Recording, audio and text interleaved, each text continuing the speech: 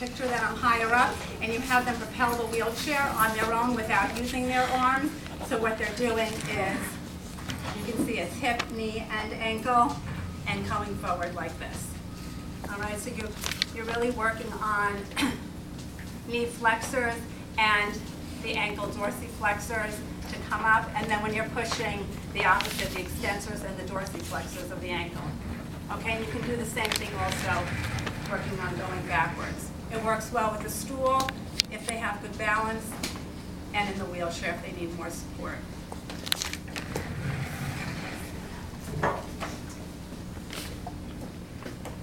Okay. Also, in place of the disc, you can work on a large piece of dense foam. The same idea, and you can step up onto it. It also unweights you, but it gives a little bit more support than that disc.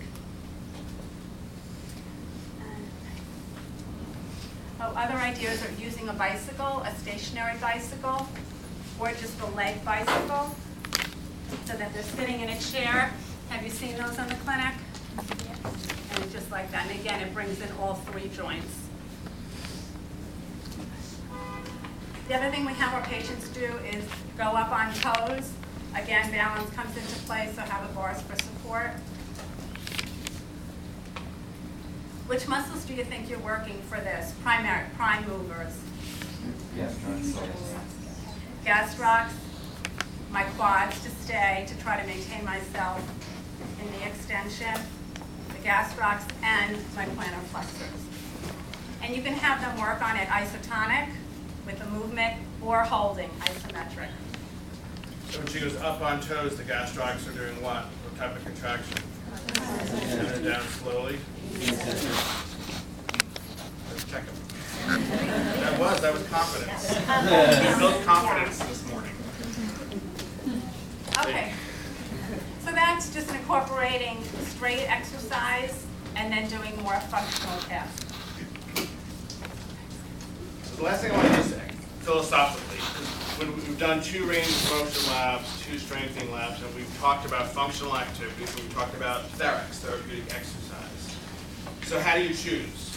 Because each has pros and cons, right? So in the last couple minutes here, so let's say pros and cons for using, Sue gave an example of propelling the wheelchair for the knee flexors, or using weights, or we talked about using TheraBands for the shoulder flexors versus putting away kitchen items that have some weight to them.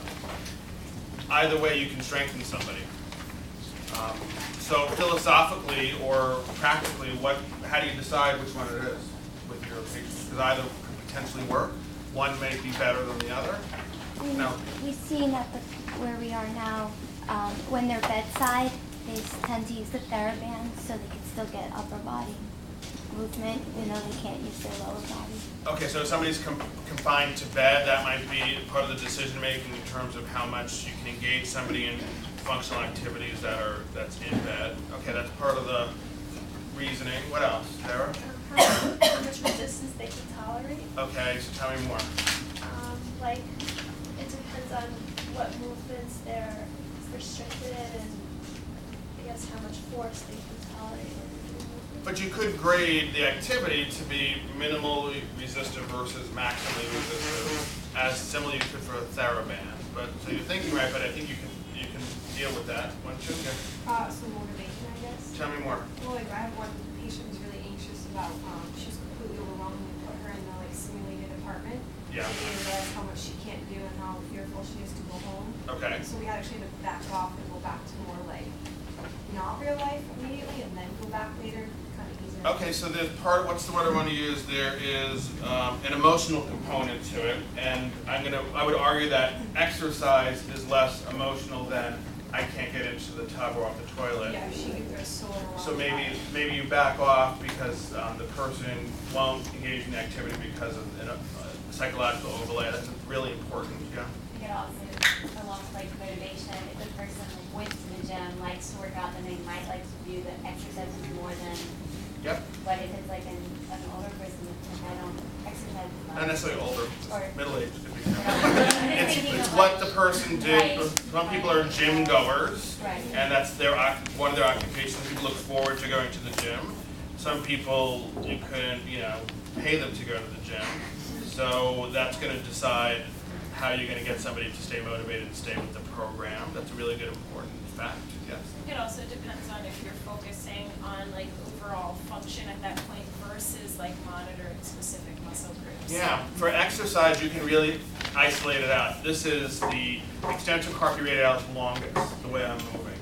So you can, with a band of TheraBand and manual resistance, you can really focus the muscle group, as opposed to, that's really not how we function. We utilize multiple groups, like the sit to stand example is a perfect example of that. It's not just knee, it's not just hip, it's not just ankle, it's all three together.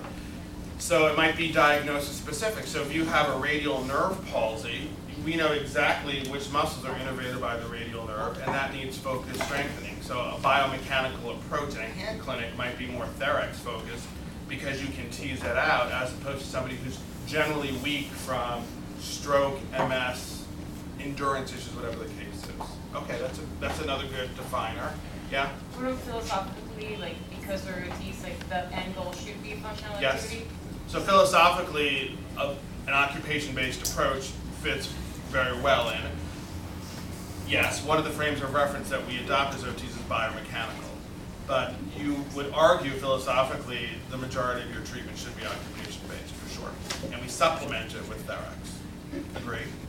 It depends on, first of all, like their diagnosis, and also what point in their recovery they're at.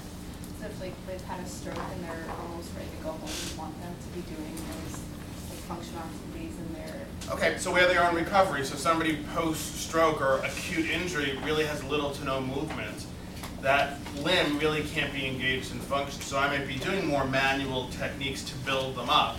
And as that limb recovers strength and coordination, then I'm gonna transition to occupation. So in other words, some people might be so weak, no matter what you wanna do, they just can't do it at that point. And our eyes are on the prize to get them there sooner than later. Good. What else?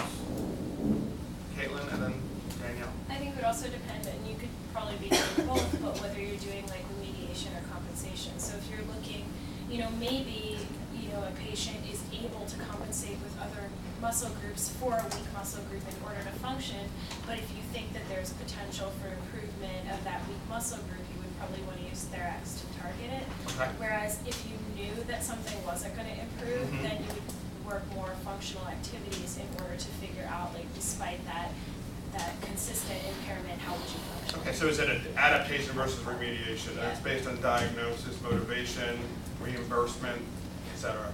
One last comment, Danielle. Just going along like the motivation and like the Yeah. biomechanical, there was one patient I saw that like in the clinic, she couldn't do like the TheraBand, it just wasn't working, like her internal psyche was fighting against it, but you put her in the mock kitchen and she was putting things Right. away, and That's right. so it's just kind of what works.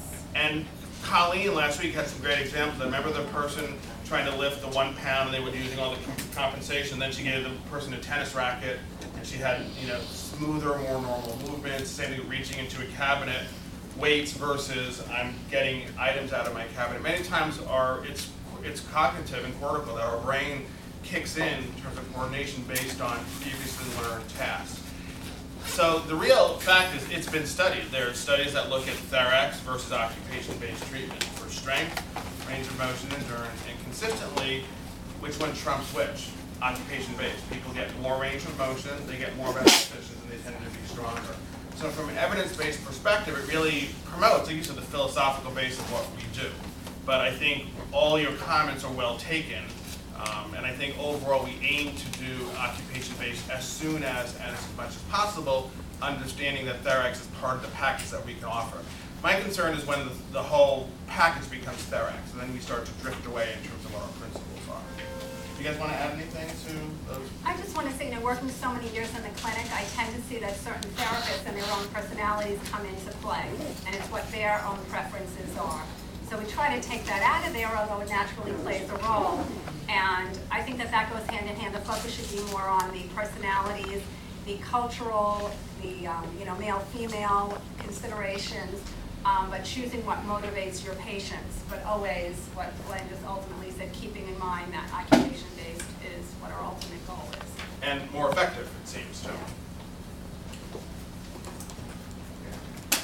Okay, let's sign off. All right, good job today, folks. Let's sign off.